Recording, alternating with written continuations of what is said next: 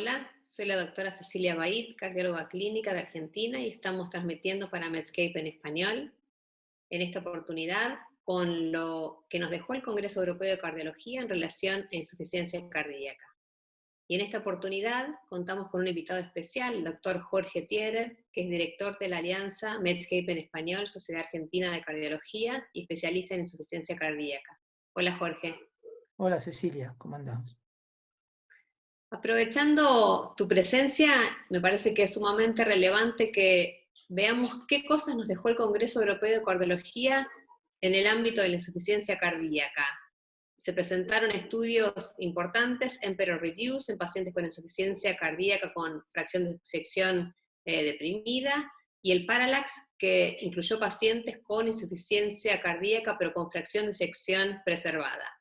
¿Cuál es el mensaje que podemos llevarnos a casa de estos estudios y a la práctica diaria con los pacientes con insuficiencia cardíaca? Como estudio importante en este congreso conocimos los resultados de Reduce.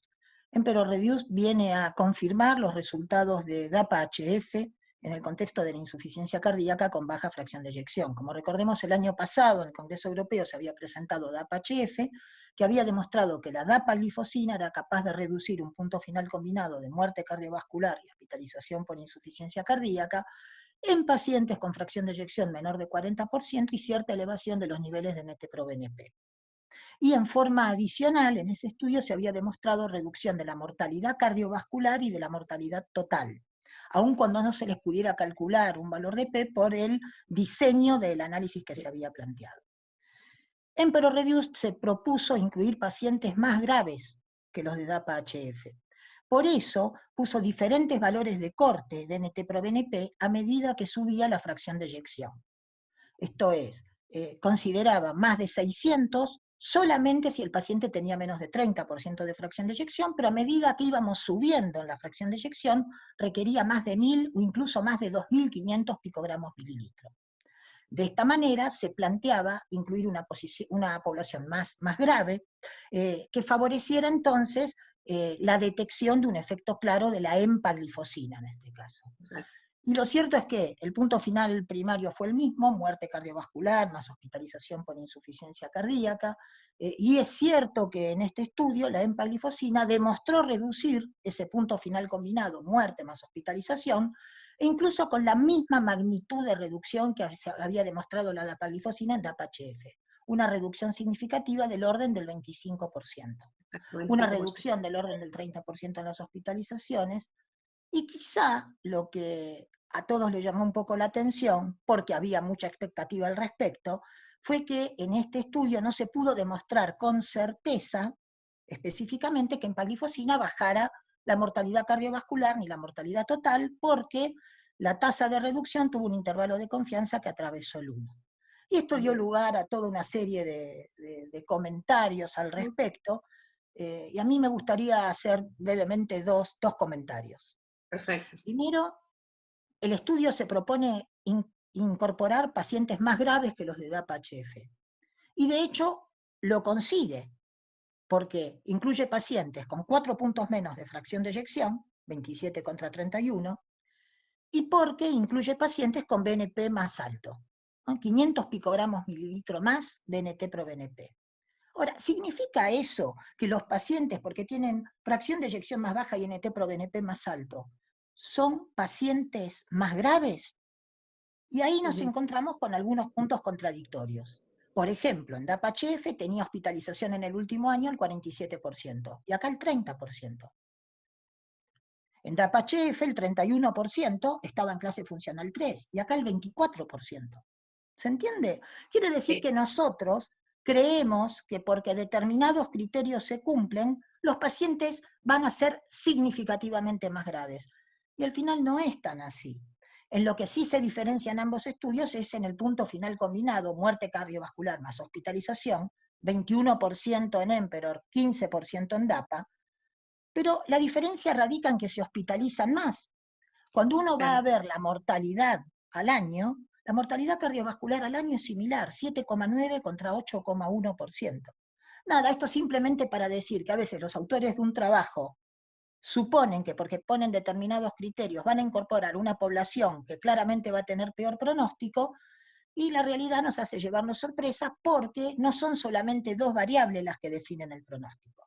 Dos estudios muestran resultados similares, y si bien la mortalidad no fue significativa en favor de empaglifosina, va hacia el mismo lado, no es que... Pero tendencia absolutamente, por eso creo absolutamente. que, y Quiero tu decir, aclaración fue más que válida porque generó mucho ruido en las redes y en totalmente, reuniones.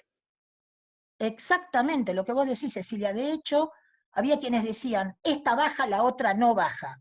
Y uno no, no es una conclusión que se pueda sacar de dos estudios diferentes, con dos drogas diferentes, en dos poblaciones diferentes, y con diferente tasa de cointervención. En DAPA-HF 10% de ARNI, acá 20% de ARNI, ¿no? Exacto. Entonces, Sí, las 100%. explicaciones son variadas. Están los que dicen, esto es porque Emperor duró menos que DAPA, 16 contra 18 meses. No parece que sea la duración del seguimiento la razón de lo que se vio. Otros dicen, eran pacientes más graves. Es cierto, en algunas cosas sí, en otras cosas no.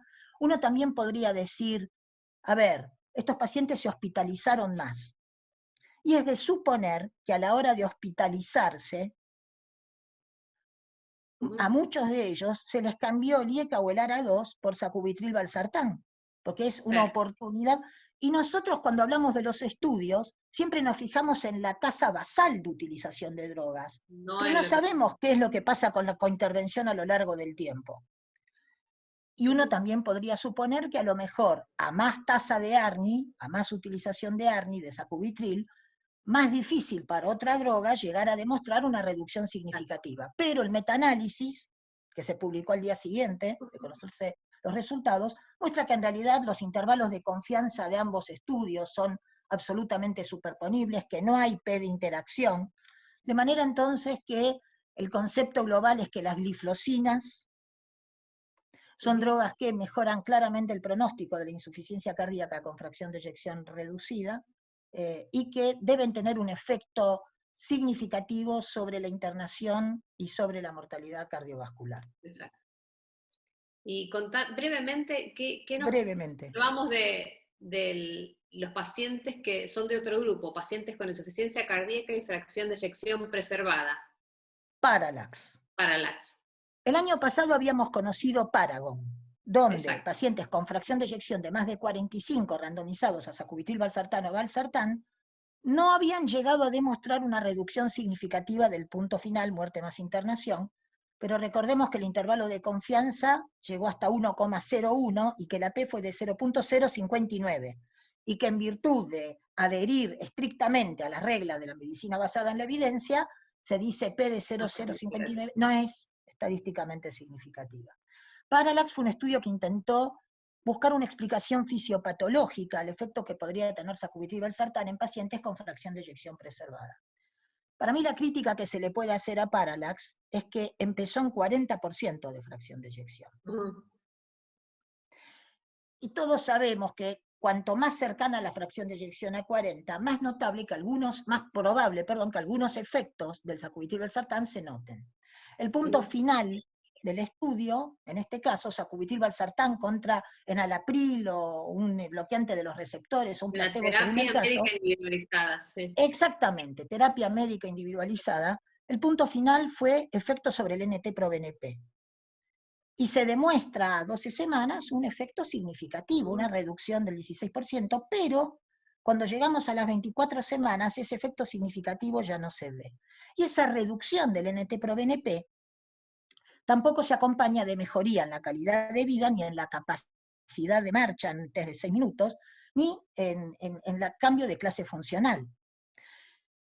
En forma post-hoc, los autores del trabajo te muestran, sin embargo, que sacubitril valsartán contra enalapril se asocia, o contra bloqueantes de los receptores, se asocia a una reducción significativa de muerte más internación.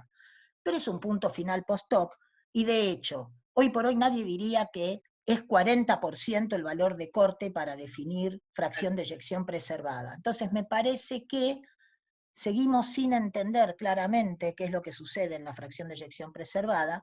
Quizá le estamos pidiendo a un antagonista neurohormonal que ejerza un efecto en una patología donde algunos tienen más activación neurohormonal y otros tienen otras condiciones, el valor de los distintos fenotipos y subgrupos, ¿no?